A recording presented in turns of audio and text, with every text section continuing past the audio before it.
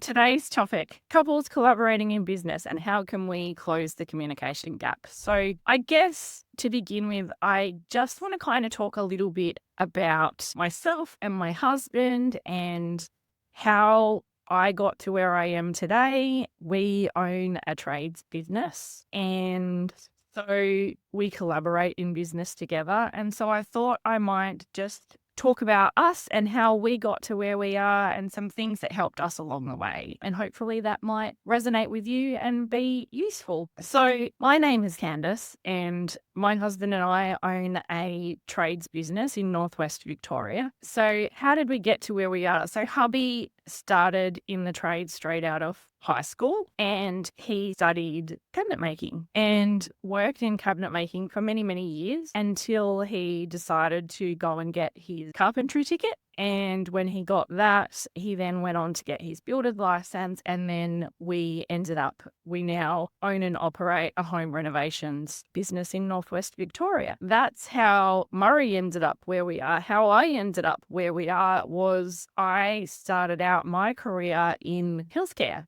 So I left high school and I went straight to university and I studied a bachelor's degree in medical science and I specialized in pathology. So I was very lucky that when I finished my degree, I landed a job straight away back in. So I finished my last exam at uni and I was working the following Monday back in my hometown in the local pathology lab at our local hospital. And I worked there for 17 years. So when I think about that, that was my career. That was what I worked towards. I loved it. I loved every minute of working in that laboratory. And I think if you had have asked me 10 years ago where I would see myself in 10 years' time, I would have said to you, I'm going to live and die in that pathology lab. I love my job. I love my career. And that's what I'm going to do for the rest of my life. However, life happens.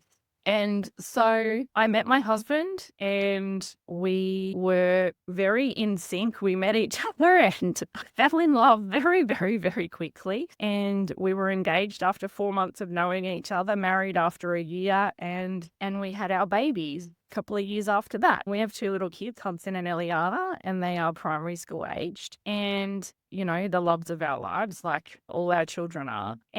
But I think something shifted in me when I had the kids. And so Murray was out working in our business and his business took off. And he got on that hamster wheel and he was working and working and working and working and working and working and working. And it was to the point where we were seeing very, very little of him. So he was working 7 days a week. It was not unusual for it to be, he was up at 4 o'clock in the morning and gone in the office, working all day and coming home for dinner and then passing out after dinner, going to sleep and then rinse and repeat the next day. So the kids were not seeing a lot of him. I was not seeing a lot of him, which was fine. We were building a business and we knew it was going to serve a purpose for us. However, on the flip side of that, I had the babies and I'd gone back to work part-time. Now, working in healthcare is really, really, in where I worked in healthcare, it was primarily shift work. And I was finding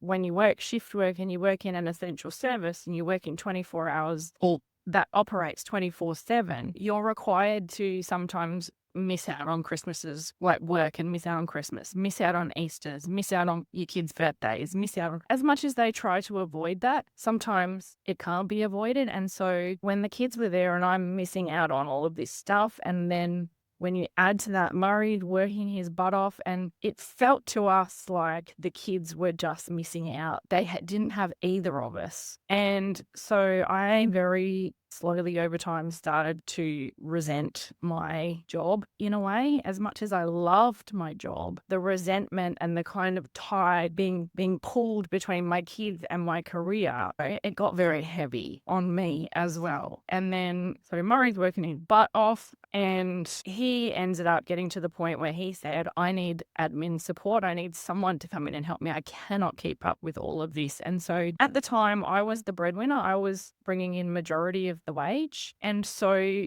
the thought of me leaving that wage that felt very secure to me to move into the business, I was literally shitting bricks. Like hitting bricks to leave my job and come into the business. But we sat down and we did the numbers and we worked it out. And it was, I will need to take a pay cut, but is that worth it for our family? And in the end, we decided that it was. So that's kind of how we ended up in business together. Now, this is where I want to go through some things that really helped Murray and I in collaborating as a couple in business. So I left a career where I knew that inside and out, I knew everything there was to know about the corporate world and the systems and processes that come with that and how healthcare work. I knew all of that. Coming into a business, a trades business, I knew nothing about the trades world. I didn't speak tradie talk. I knew nothing about finances. I had no clue what I was doing. Murray was on this hamster wheel running his little tushy off, and I'm saying, I'll come in and help you, but you need to tell me what to do and start giving me training and all sorts of stuff. Now, my husband at the time did not have the capacity to help me at all. He was just trying to survive on his own. So we very quickly realized that we needed support. And so that's number one. Couples collaborating in business.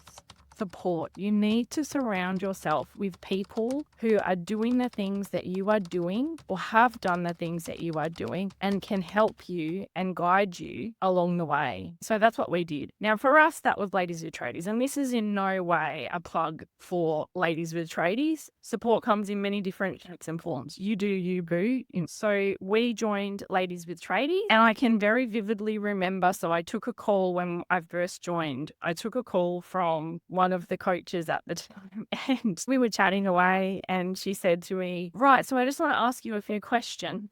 Yep, no worries. And she said, so what sort of revenue is your business turning over annually? And I was like, girlfriend, I don't even know the password to get into the computer. This is how, I need support. I know nothing. That's how green I am at this. I don't even know the password to get into the computer, let alone, I don't even know what that means. Revenue, yearly turnover, that you're speaking a whole nother language to me. And she said, and I can remember it vividly, she was like, girlfriend, we got you. We got you. It's going to be fine. We're going to support you. There was no way at that time I could rely on my already heavily stressed husband. Love him to death, and he would have felt absolutely gut-wrenched that he couldn't help me. But as soon as I had that support, that was a big turning point for us. So number one, couples collaborating in business, support. Number two, so the first thing that we did with our support from Ladies with Tradies was that we began to establish clear roles and responsibilities. So he had clear roles and responsibilities. I had clear roles and responsibilities within the business. Does that mean that we don't see each other at all? We're both directors in the company. There has to be some sort of overlap in regards. I need to know a little bit about what he's doing. He needs to know a little bit about what I'm doing. But we were not going to get into the weeds of his roles and responsibilities. He was not going to get into the weeds of my roles and responsibilities. So we had clear guidelines for that. Now, does that mean that he doesn't ask me for advice on things that he's responsible for and I ask him advice for things that no, we absolutely chat about that stuff. But at the end of the day, I'm responsible and I have final say in my roles and responsibilities, and he's there for support and vice versa. So having those clear roles and learning how to stay in your own lane invaluable. So that was the second step. First step, support. Second step, clear roles and responsibilities. Oh, and the other thing with that is roles and responsibilities is we get into the grind of business, right? And you've got each other's, you need to know that you've got each other's back. So when he's doing well in his roles and responsibilities, cheerlead the fuck out of him. When I'm doing well in my roles and responsibilities, I want him to cheerlead me and tell me how good I'm doing. We don't always do that so well, but sometimes you've got to really remind yourself of that. But yeah, cheerlead each other. You're there together collaborating, and you need to know that you've got each other's back. Number three, a common goal. So the next thing we did was we became really aligned on why we are in business, what we are there for, what we're wanting to achieve, what direction we're heading in, and we both needed to be on the same page. So this is something that Murray and I, like I said, we met, sparks sparks flew. We were in total alignment. So this came very easily for us. Some couples that may not come easily. See, for us, it was like 4 months of dating. We were engaged. Like, how many kids do you want? 2 or 3? We both were in agreement. Where do you want to live? We were in agreement. What do you want to do for the rest of your life? We were in agreement. So this came very, very easily for us. Some couples that might take a bit more nussing out, but get really clear on why you are in business, where you're headed, and what the common goal is, and you are both in alignment with that. So recapping: support, clear roles and responsibilities, common goal, and being in alignment with where you're headed and why you're in business. Number 4. So number 4 is the point that Murray and I have struggled with over time and that we have had to really work at. Number 4 is understanding what makes each other tick. So for us, that was about really getting to know each other's personalities, really getting to understand what each other's needs are, what is important to each other, what we value, what motivates us to achieve, all the things. So here's the thing that we have to remember, and this is what I always come back to when I'm collaborating in business with my partner, is I have to remember that we have agreed on a common goal. We are both heading in the same direction. We both want the same thing at the end of the day. Big picture, we want the same thing. However, I am very different to my husband. We are not a cut and copy paste of each other. We are very, very different. And because of that, the steps that we would put in place to reach that goal are very different. How I problem solve is very different to how Murray problem solves. And so it can sometimes feel like you're not in alignment. But when you remember that you're both working towards a common goal and you're just trying to get there in different ways, that can make it easier. Now, what else makes it easier is really understanding each other's personality profiles. So I'm going to give you a couple of examples of that. So for me, I overexert in traits that cause me to be highly risk adverse, like above average risk adverse. Murray, not so much. And so for him, there can be frustrations. In business, when we're collaborating, that is also a strength of ours because we balance each other out, right? So I'm kind of the handbrake in a way. He will come up with ideas and I kind of make him slow down a little bit with those. Now, can I go over the top with it?